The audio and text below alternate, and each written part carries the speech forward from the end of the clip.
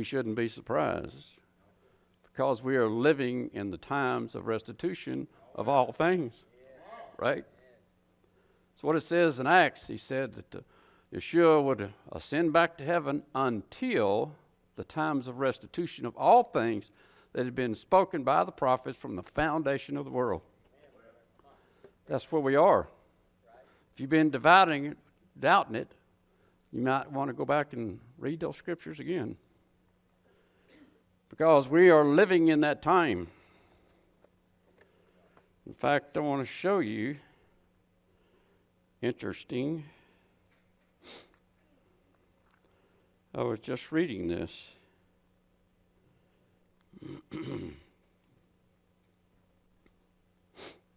This is Psalms 78.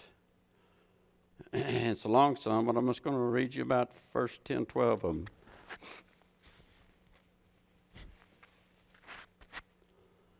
It says, "Give ear, O my people, to my law. Incline your ears to my words of my mouth.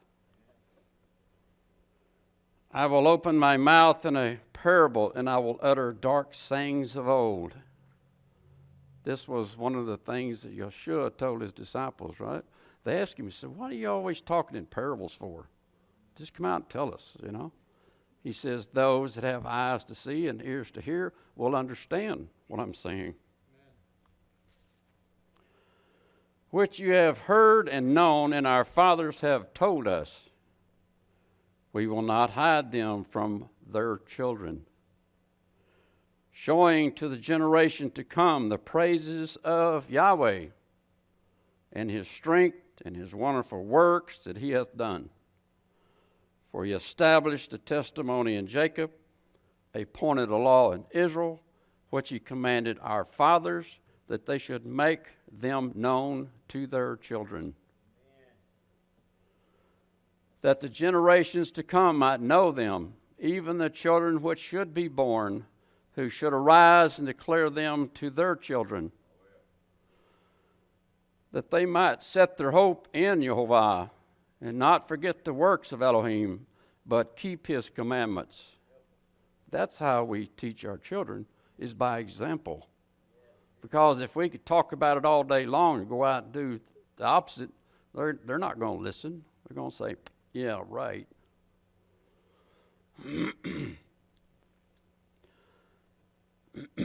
"And that we may not be as their fathers, a stubborn and rebellious generation, a generation that set not their heart aright, and whose spirit was not steadfast with Jehovah. The children of Ephraim, being armed and carrying bows, turned back in the day of battle. They kept not the covenant of Jehovah, and refused to walk in his law. But not I." May it stop in our generation of turning back and to walk where he asked us to walk. All right? So we're going to have a glorious day together. We're going to celebrate one of his feast days, the very first feast day. What is the very first feast day? Shabbat.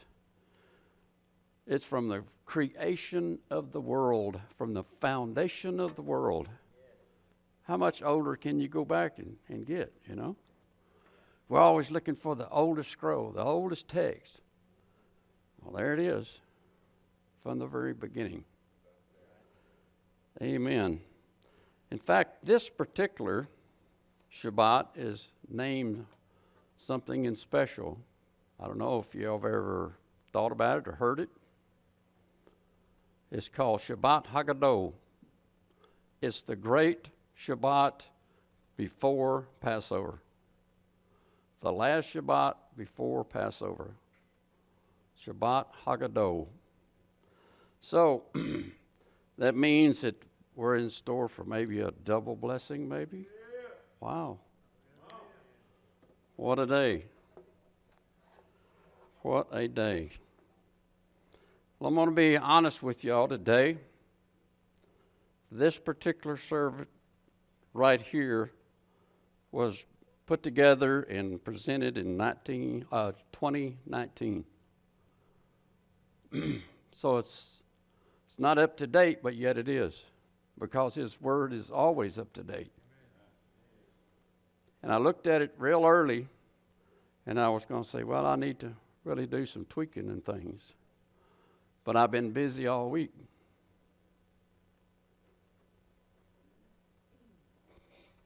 So, I think the Father has something in special for us to see today in this, to culminate into a element of our faith. You know, we have talked about baptism for a couple of weeks and talked about we're going to have it and these types of things.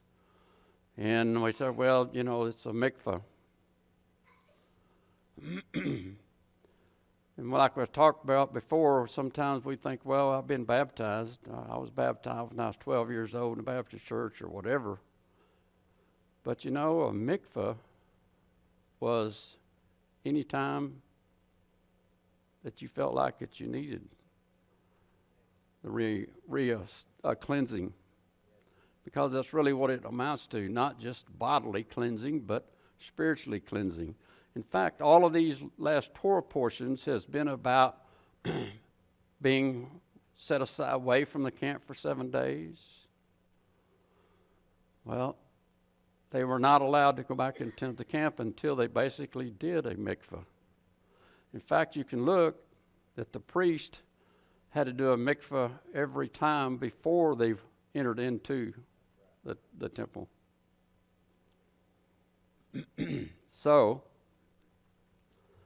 if we've been walking through the valley of the shadow of death, like that's almost every day, I think, because all we see is death around us in this world. You know, I know that that's doom and gloom, but I'm just telling it like it is, right? So, we could have a mikvah every Shabbat. So that's one of the things that have really come down to me is that we as a congregation are going to offer a mikvah whenever, okay? Whenever you feel like it, you need one, you call me. And we'll have one. So, so this particular one is pretty important, we all think, because we're coming up on Passover, redemption. So what Passover is about is redemption. And our redemption is in that, but yet it's still future. The great redemption at the end, okay? So I think it reminds us that this is a daily walk, a daily struggle that we have. It's not a one-time thing and done, unfortunately. You know, we get complacent sometimes. So, well, I got it made, so don't worry about it.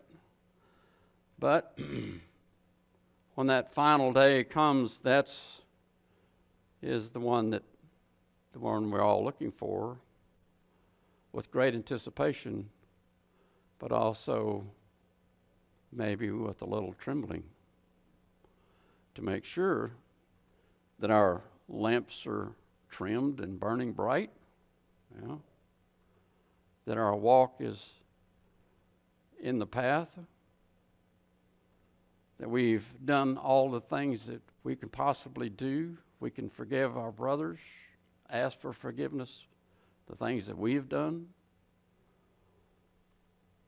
So those are things that that we need to think about.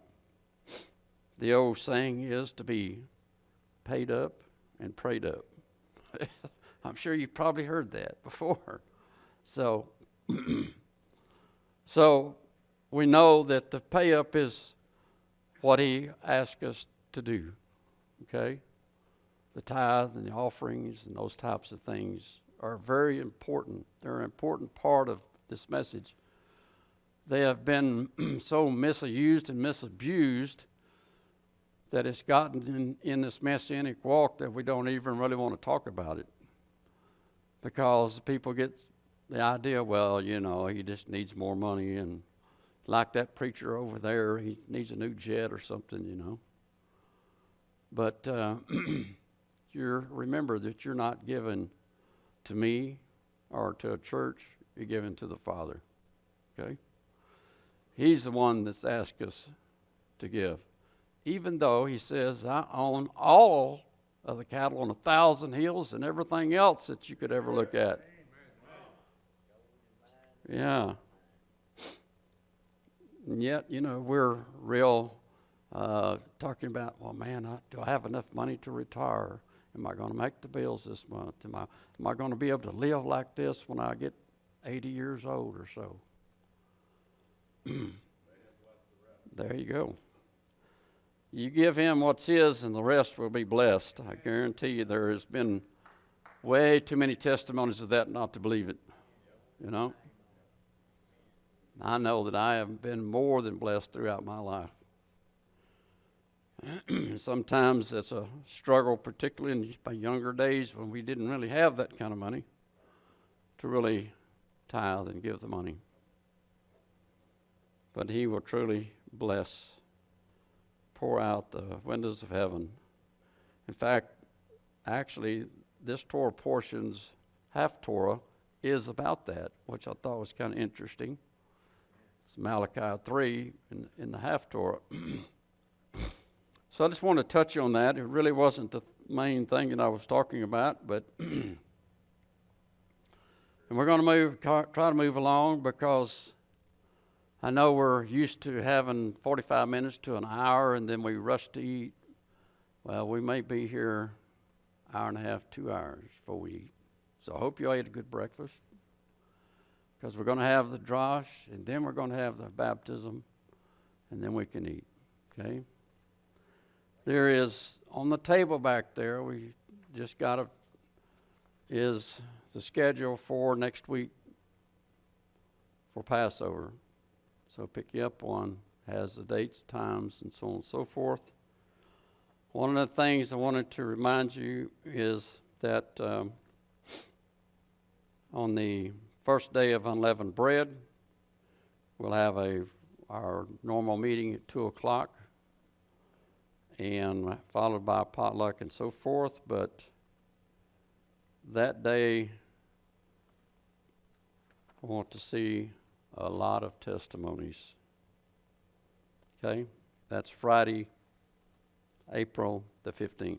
That's next Friday coming. So be thinking about your testimonies you'd like to share with all of us. Because in reality, that's all that any of us have, is our testimony. You heard a powerful testimony this morning, and there's a bunch of others in here that have testimonies that we've heard before maybe, or we've maybe waiting for the new ones. When Elijah prayed that it wouldn't rain for 3 days, it didn't rain for 3 days. So maybe when Elijah starts praying for rain, it'll start raining again. Thank you, brother, for reminding us of that, because it's very important, because he says that he will pour out his blessing upon the earth, also those that keeps his way, that he would heal the land. And I know that that's already pretty hard for our Yehovah to heal the land when there's so much corruption and evil going on in the land. But we know he knows who we are, what we are, his people throughout the land that are standing in the gap, standing for decency, for life instead of death, and standing on his truth. So pick you up one as you go out.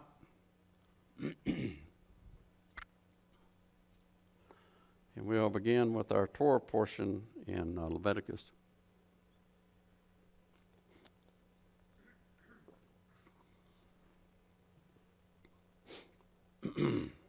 Got the runs this morning.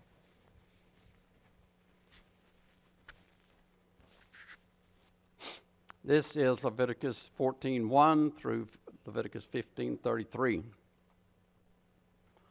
The name of it is Metzora. Metzora, or a leper Okay? And we've talked about a little bit about this leper and leprous and those type of things in the last couple of Torah portions. So we're going to touch on some of that also through here, but and also look at it a little bit differently. It says, this is the first slide that we're going to start with. It says, as the average Bible reader dolefully slogs through the laws concerning biblical leprosy, he might wonder what this has to do with him and why the Torah spends so much time on the details of this disease. Unless you are a son of Aaron, serving in the Levitical priesthood, the laws of diagnosing and purifying lepers don't have much application. The average person will never be responsible for distinguishing between one type of rash and another for purpose of declaring someone ritually unfit. Or does it? Nevertheless, the laws of biblical leprosy have spiritual application. Traditionally, the rabbis have used these laws to teach about the grievous sin of evil speech, or lashon hara. Okay? This is one of several teachings about leprosy. One of the other big is pride of life. Several others. What is it that makes a leper so unique that the Torah says he shall live alone? His dwelling shall be outside of the camp. Has his gossiping separated a husband from his wife, a man from his neighbor? Therefore, said the Torah, he shall live alone. This is a rabbinical take on it, but I thought it was interesting. Because one thing we think maybe, well, because they wants him outside of the camp living alone, is that he's contagious. Well, from a physical standpoint, no. But from a spiritual standpoint, if he has leprosy because of gossip and so on and so forth, he's going to infect a bunch of other people, because when you start talking about somebody, pretty soon you want to talk about everybody, or everybody else is talking about around and around and around we go. The association between evil speech and leprosy is derived from the story of Miriam's leprosy in Numbers 12, and I think we talked about it a couple of weeks ago. Miriam was punished with leprosy for grumbling against her brother Moses. The sages inferred from this that biblical leprosy was a punishment for the sin of an evil tongue. Given that piece of information, the laws of leprosy, or leper, Metzora. Metzora is the leper. The other is leprosy. Become fertile ground for homiletic teachings about the sin of evil speech. The rabbis gave moral interpretations for the Torah's regulations for assessing leprosy and the laws for effecting purification. For example, this may seem strange to y'all because I usually don't talk or even bring rabbinical writings and things in, but I thought it was interesting, some of the comments that was made and some of the writings that they have. Not to say that they're 100% correct, but something that we need to maybe look at. For example, the sages taught that the word Metzora is derived from a combination of the Hebrew words motza, which means wellspring or source, and the Hebrew ra, which means evil. Put them together and it spells the word leper, Metzora. Well, sort of. It's not a real etymology. The word Metzora actually comes from the Hebrew word for leprosy, zarat. The wellspring of evil explanation is meant as an illustrative reminder. Okay? What is the source from which evil springs? It is the tongue. Therefore, one who speaks evil is a spiritual Metzora. James, the brother of Yeshua, probably knew this interpretation. He alludes to it in his epistle where he compares the tongue to a wellspring. James 3:10. From the same mouth come both blessings and cursing. My brethren, these things ought not to be done this way. Does a fountain send out from the same opening both fresh and bitter waters? Yeah, we do, unfortunately. But you don't go down to a natural spring and see that. Going on in James, Jacob, a servant of Yahweh and of the Master Yeshua, the Messiah, to the 12 tribes which are scattered abroad, greetings. So he's not just talking to the 2 tribes, he's talking to the rest of the 10 tribes also. And that would include us, I would think. We're scattered abroad, aren't we? Going on, of his own will beget he us with the word of truth, that we should be a kind of first fruits of his creation. Wherefore, my beloved brethren, let every man be swift to hear, slow to speak, slow to wrath. Unfortunately, it's usually the other way, right? For the wrath of man works not the righteousness of Yahweh. Wherefore, put away all filthiness and abundance of evil, and receive with meekness the engrafted word, which is able to save your soul. Engrafted word? How does a graft work? Graft works that you take something here and you cut a graft notch and you put it in, and it becomes part of that. So, as he says, I want you to put my word in your heart. I want you to graft my word into your heart. Because a graft, when it grows, it's just like the rest. It's fastened. The only way you can get it off is to cut it off again. So he wants us to have him graft his word into us. Wherefore put away all filthiness and abundance of evil, and receive with meekness the engrafted word, which is able to save your soul. But be you doers of the word and not hearers only, deceiving your own selves. One thing about it, James, he doesn't have a big book, but he says it right, doesn't he? He gets to the point and he said, this is it right here. Listen, I don't beat around the bush. I'm just going to come out and tell you. Be not hearers, but also doers of the word. The very thing in the Shema that we said, right? Hear and do.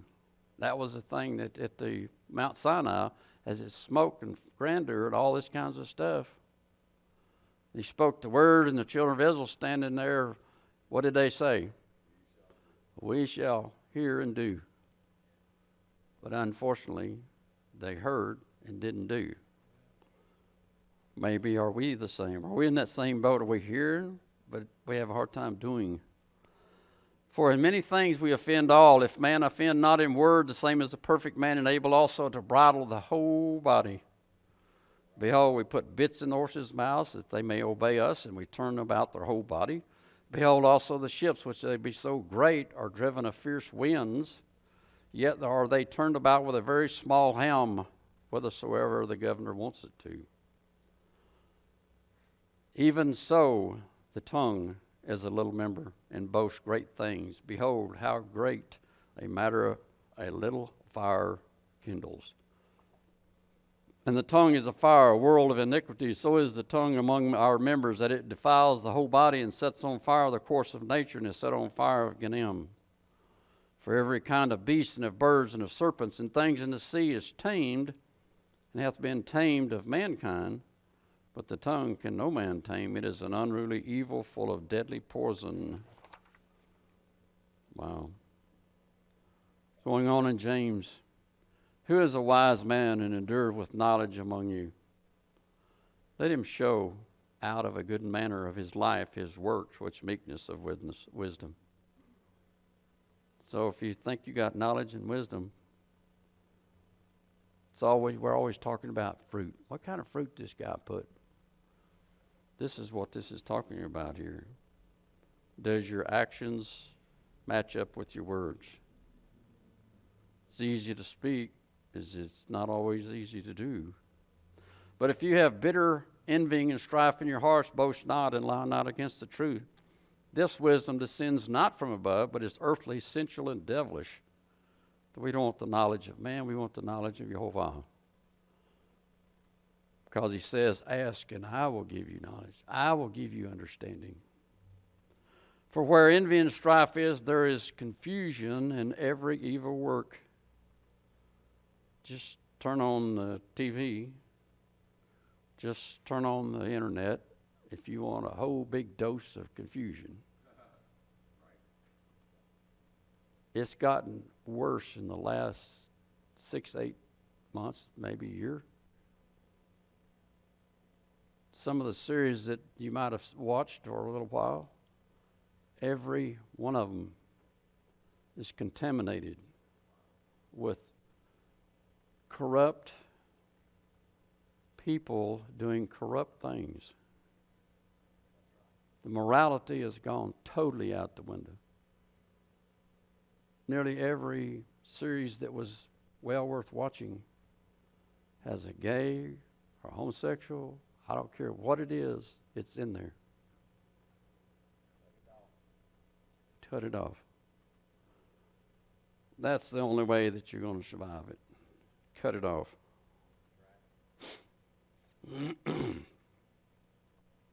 But the wisdom that is from above is first pure, then peaceable, gentle, easy to be entreated, full of mercy and good fruits, without partiality and without hypocrisy. And the fruit of righteousness is sown in peace of them that make peace. Well, that's one of the Beatitudes, right?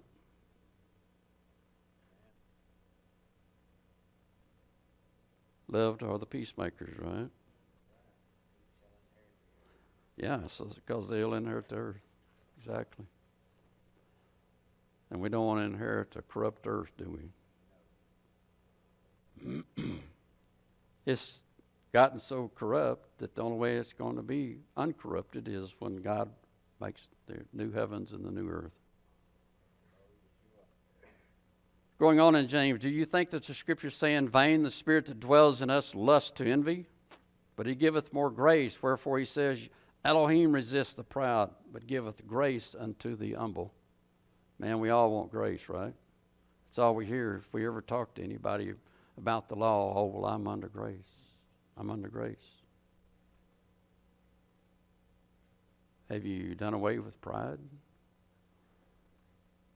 Have you done away with sinful actions?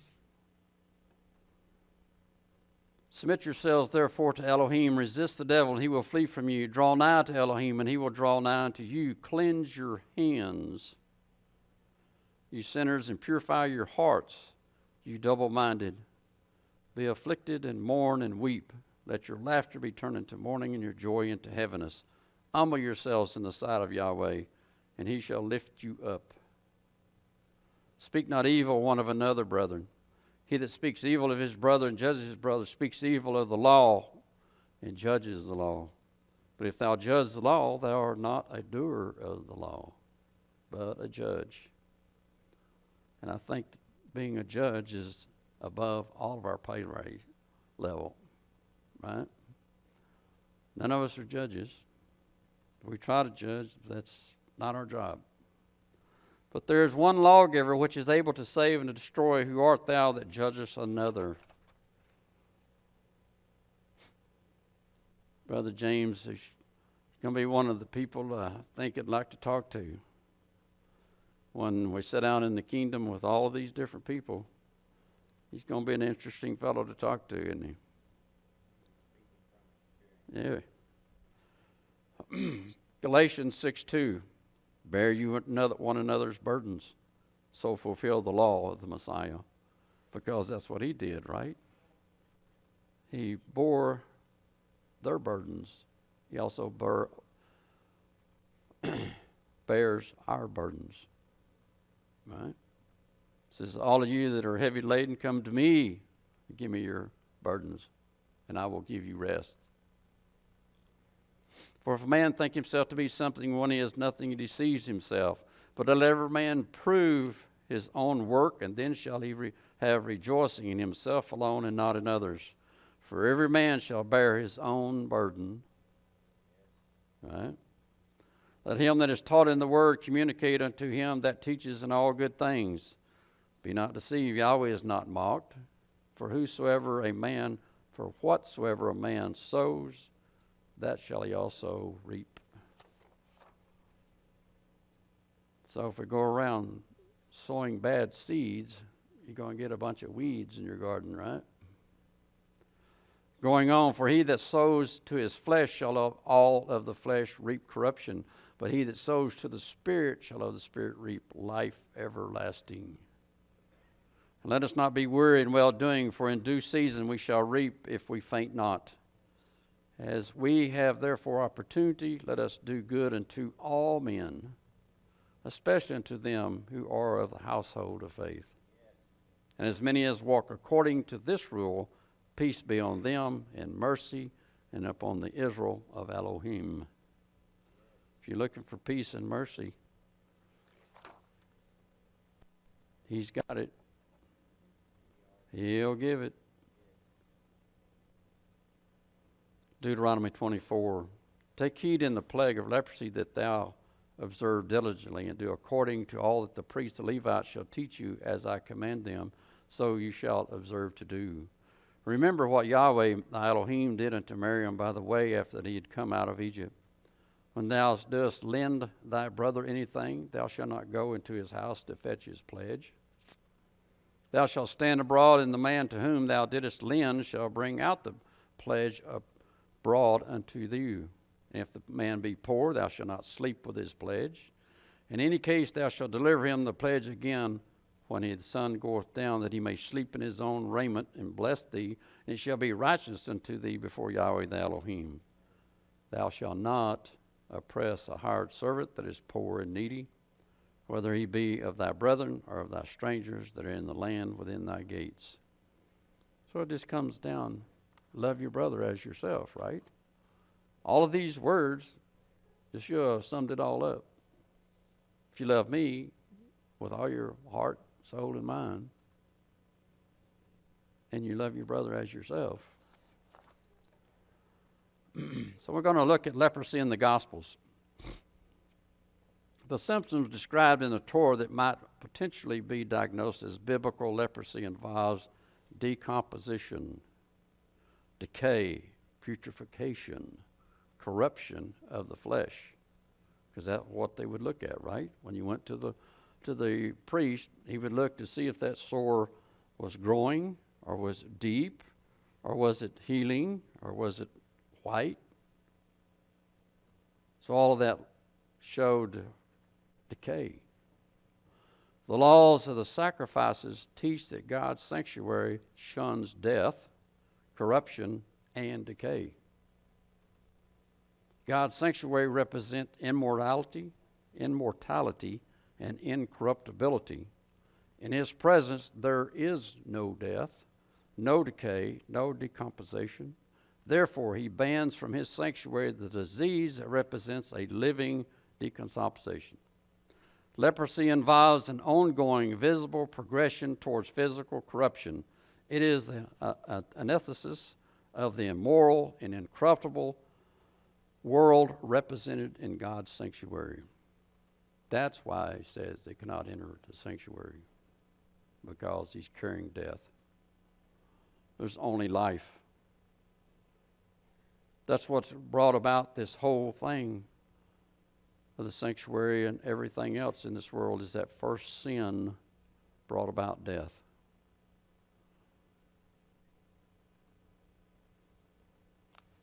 Into a world that was not created for death.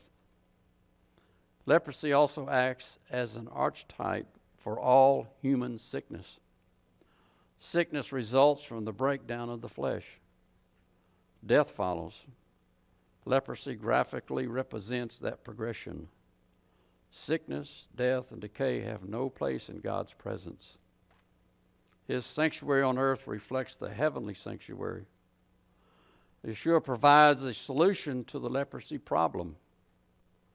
Spiritually, he did not suffer the leprosy-like infection of sin. Physically, his flesh did not suffer corruption.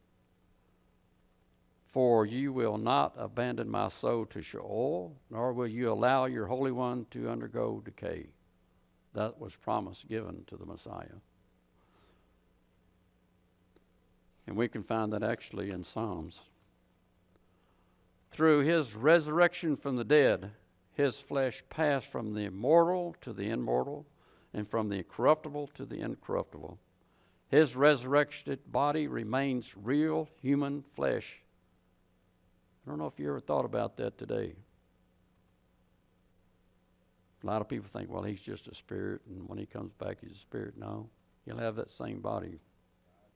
Because if you remember what he says, even when he talked to Peter and Thomas afterwards, they thought he was a spirit. Oh, man. Well, here, touch me. Does the spirit have a body? Touch these holes right here.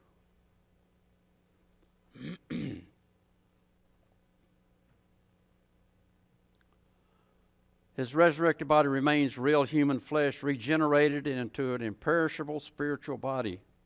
That's what we're longing for, right? That's what we are going to be imparted with. Therefore, he is the perfect, eternal priest, able to serve forever in the incorruptible sanctuary. Hebrews 7:24, but this man, because he continued ever, hath an ever unchangeable priesthood. Wherefore he is able also to save them to the uttermost that comes into Elohim by him, seeing he ever liveth to make intercession for us.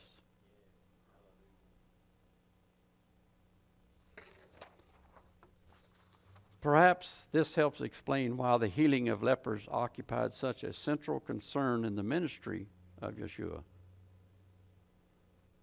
He was trying to show them through a physical manifestation, a spiritual principle. Not only did he heal many lepers himself, but he gave his 12 disciples authority to heal leprosy as evidence of the kingdom of heaven. As an evidence of the kingdom of heaven. Leprosy symbolizes the sin-laden human condition, destined for death and decay. Each time the master healed a leper, it represented a reversal of that corrupted, mortal state. Every leper healed of his affliction was a testimony that the kingdom of heaven was at hand. That was the very thing that John said, right? Repent, for the kingdom of heaven is at hand. Not to come a whole bunch down to 2,000 years later. I don't know if you truly grasp that idea. The kingdom of heaven is here and has been here ever since that time. A lot of people, well, I'm waiting for the kingdom of heaven. Well, the kingdom of heaven is here and it's within our grasp, right? We can be partakers of his kingdom.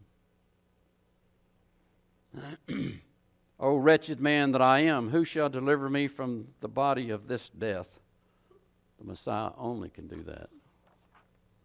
So we see all the days of purification and the offerings are because of the blood, representing the death and resurrection into new life. The washing by water in Hebrew is kabas. That's the word. Washing by water. Kabash. A kaf, bet, and a mem. The offering of a lamb in the Hebrew is kabez. Kaf, bet, shin.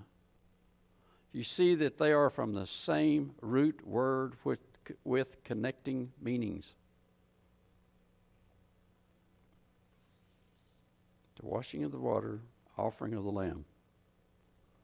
In Leviticus chapter 13, we see 7 washings and 7 days being put away and examining in the 8th day. We talked about this, I think, 2 weeks ago. Could we apply this to the 6,000 years of probation for man? And in the 7,000 year, those of the righteous seed being pronounced clean in the 8th year, new beginnings, new earth and heavens. Romans 6:3. Know you not that so many of us were baptized into Yeshua the Messiah, were baptized into his death? Because that's really what it is a symbol of. Therefore we are buried with him by baptism into death, but like as the Messiah was raised up from the dead by the majesty of the Father, even so we also walk in newness of life. So we're talking about mikvahs earlier, and that they're a continuous thing. Each time this represents us walking in newness of life.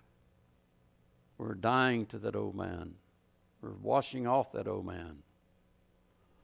For if we have been planted together in the likeness of his death, we shall be also in the likeness of his resurrection. Knowing this, that our old man is impaled with him, that the body of sin might be destroyed, that henceforth we should not serve sin. But unfortunately, we sometimes turn around and do that.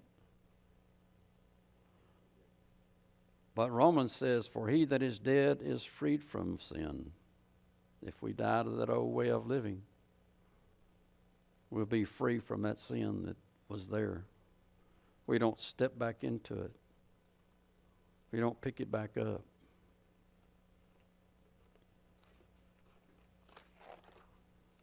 Going on in Romans 6:7, so this gives you a better understanding of what Paul is talking about here in Romans. For he that is dead is freed from sin. Now, if we be dead with Messiah, we believe that we shall also live with him. Knowing that the Messiah is being raised from the dead dies no more, death hath no more dominion over him. For in that he died unto sin once, but in that he lives unto Elohim. Likewise, reckon ye also yourselves to be dead indeed unto sin, but alive unto Elohim through Yeshua the Messiah, our Master. Let not sin therefore reign in your mortal bodies, that you should obey it in the lust thereof. Neither yield ye your members as instruments of unrighteousness unto sin, but yield yourself unto Elohim of those that are alive from the dead, and your members as instruments of righteousness unto Elohim. It's a continued thing. It's a thing that we maybe struggle with daily sometimes. How easy is it to fall back in our old ways, in our own life? And that's why that's one of the steps that when you're coming out of addictions is that the first thing that you need to do, and if you don't, you're not going to be very successful, is to get away from the people that you're associated with in that walk of life. And I think most people that have gone through that will tell you that thing. If you go back and start associating with those people, you're going to be back in that same boat again. Same thing that matters here. For sin shall not have dominion over you, for ye are not under the law, but under grace, until you sin, right? What then? Shall we sin because we are not under the law, but under grace? May that never be so. Know you not that to whom you yield yourselves servants to obey, his servant you are to whom you obey, whether of sin unto death, or of obedience unto righteousness. But Elohim be thanked that ye were the servants of sin, but you have obeyed from the heart that form of teaching which was delivered you. Being then made free from your sin, you became the servants of righteousness. For when you were the servants of sin, you were free from righteousness. For the wages of sin is death, but the gift of Elohim is everlasting life through Yeshua the Messiah, our Master.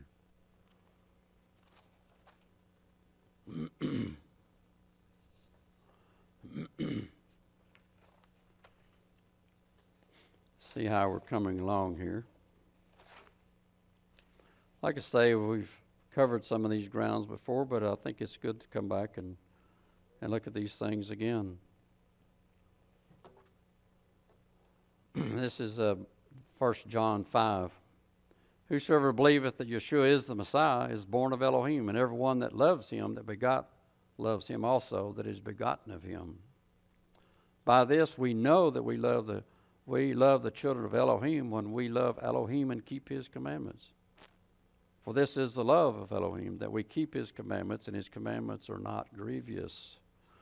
For whatsoever is born of Elohim overcomes the world, and this is a victory that overcomes the world, even our faith. Who is he that overcomes the world? But he that believeth that Yeshua is the Son of Elohim. That's the very first step. That's the step that you have to step into first. To realize and accept him as who he is. This is he that came by water and blood, even Yeshua the Messiah, not by water only, but by water and blood. It is the Spirit that bears witness, because the Spirit is truth. Water and blood. Well, we're going to see the water here shortly, but also if we follow him, then we see his blood being applied on our behalf. Philippians 2:14, do all things without murmurings and disputings, that you may be blameless and harmless, the sons of Yahweh, without rebuke, in the midst of a crooked and perverse nation, among whom you shine as lights in the world, holding forth the word of life, that I may rejoice in the day of the Messiah, that I have not run in vain, neither labored in vain. Yea, and if I be offered upon the sacrifice and service of your faith, I joy and rejoice with you all. That at the name of Yeshua every knee shall bow, of things in the heaven, things in the earth, things under the earth. And that every tongue should confess that Yeshua the Messiah is sovereign, to the praise of Yahweh the Father. Not going to be any atheist standing around. Wherefore, my beloved, as you have always obeyed, not as in my presence only, but now much more in my absence, work out your own salvation with fear and trembling. For it is Elohim which worketh in you both to will and to do of his good pleasure.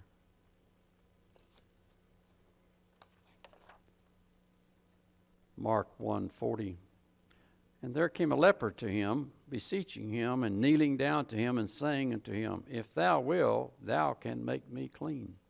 Speaking to Yeshua. And Yeshua, moved with compassion, put forth his hand and touched him, and said unto him, I will, be thou clean. And as soon as he had spoken, immediately the leprosy departed from him, and he was cleansed. And he straightway charged him, and forthwith sent him away, and said unto him, See that thou say nothing to any man, but go thy way, show thyself to the priest, offer for thy cleansing those things which Moses commanded, for a testimony unto them. Interesting. Here is Messiah telling him, don't go and talk to anybody else. Go to the priest first. Even though he talked against the corruptness of the priesthood, yet it was still the law that Yeshua followed.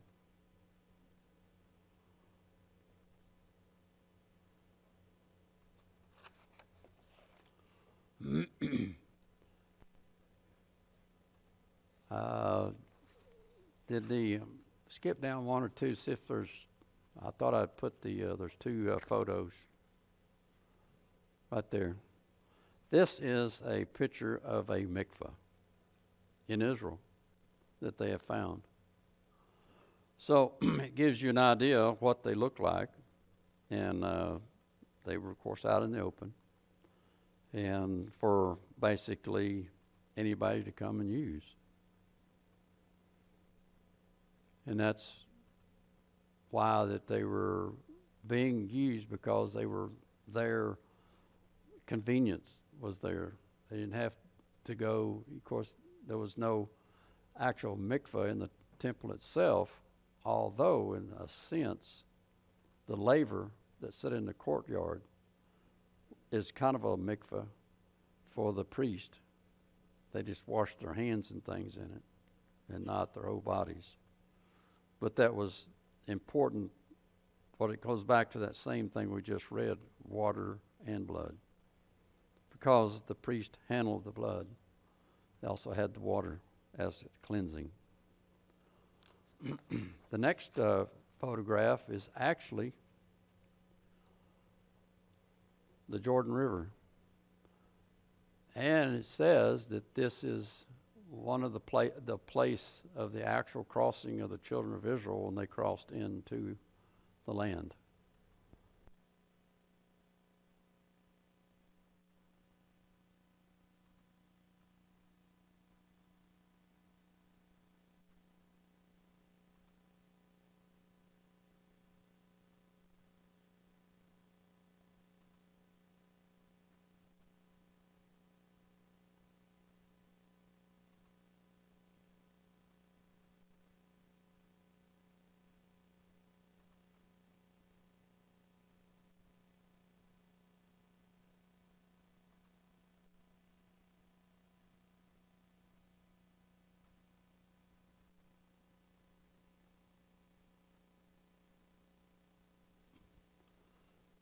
Is it on now? There you go. You know, when John the Baptist was calling for those of Israel to come and to repent of their sins and to be baptized, this is really the place that he was at, where they crossed the Jordan there. And in fact, these stones and things that Yeshua points out and says, you know, that if nobody would come forth, that the very stones themselves would cry out, right? So this is the place. And so when you see this thing in color, well, you can see it there on the screen. It doesn't look like a very desirable water to get in. If you remember, the captain said, man, I got rivers a whole lot better looking than the Jordan River to go and cleanse myself in. And of course, he eventually did and was cleansed of leprosy. So, so it kind of reminds me of our baptistry here. So when you go back there, you're going to see water that kind of looks like the Jordan River.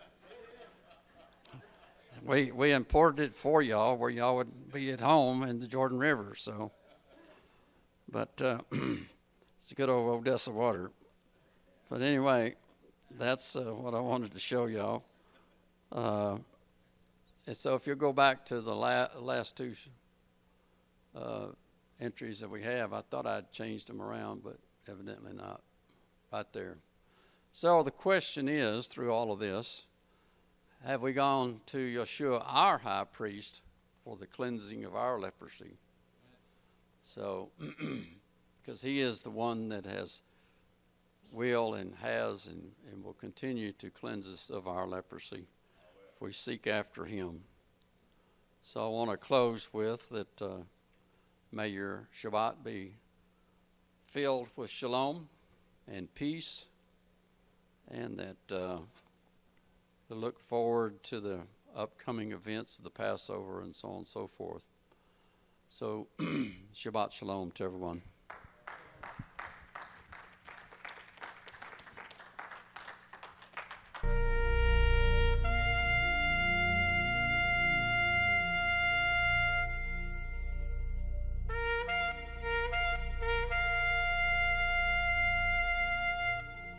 Thank you for watching a teaching from a Metzora. If you are ever in the Odessa area, we would love to welcome you to our Shabbat service, 11 a.m. every Sabbath.